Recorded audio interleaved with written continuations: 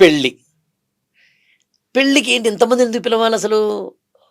ఆశ్చర్యం వేస్తుంది నాకు. పెళ్ళిళ్ళకి నువ్వు గమనించావో లేదో తెలియదు మిత్రమా, పెళ్ళికి సినిమా ఆర్టిస్టులు పిలవడం, టీవీ ఆర్టిస్టులు పిలవడం, కొరియోగ్రాఫర్ పిలవడం, స్క్రీన్లు, జబర్దస్త్ వాళ్ళని పిలవడం, ఎమ్మెల్యేలని ఇప్పుడు నేను నా నియోజకవర్గంలో నా పెళ్లి జరుగుతుంటే మా ఎమ్మెల్యేని పిలిచారంటే ఓకే.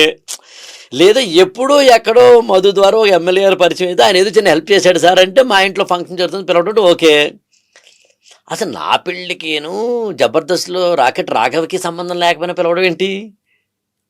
అసలు ఏంటిది అసలు?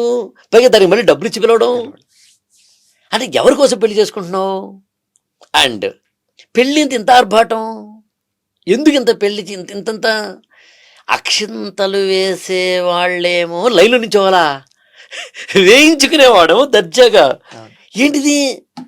ప్రతి ఒక్కడు ఫోటో తీయించుకోవాలి. ఫోటో కోసమా?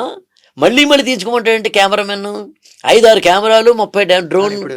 ఫోటోగ్రాఫరే కదా పౌరోహితుడు.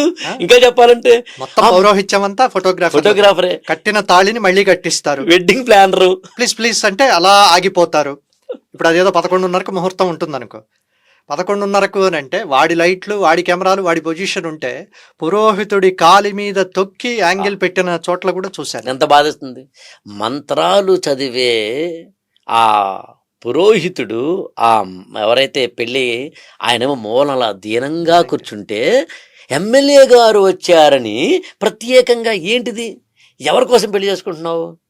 సో ఇలాంటి వాటి పట్ల నేను కొద్దిగా కర్కశంగా చెప్పాలి. మనం ఇదొక ఎపిసోడ్ కాకుండా ఇంకా చాలా ఉన్నాయన్నమాట మాట్లాడాల్సి. సరే, కర్కశంగా కఠినంగా కొట్టినట్టుగా ఇలాంటివి చెప్పాలని నా ఉద్దేశం.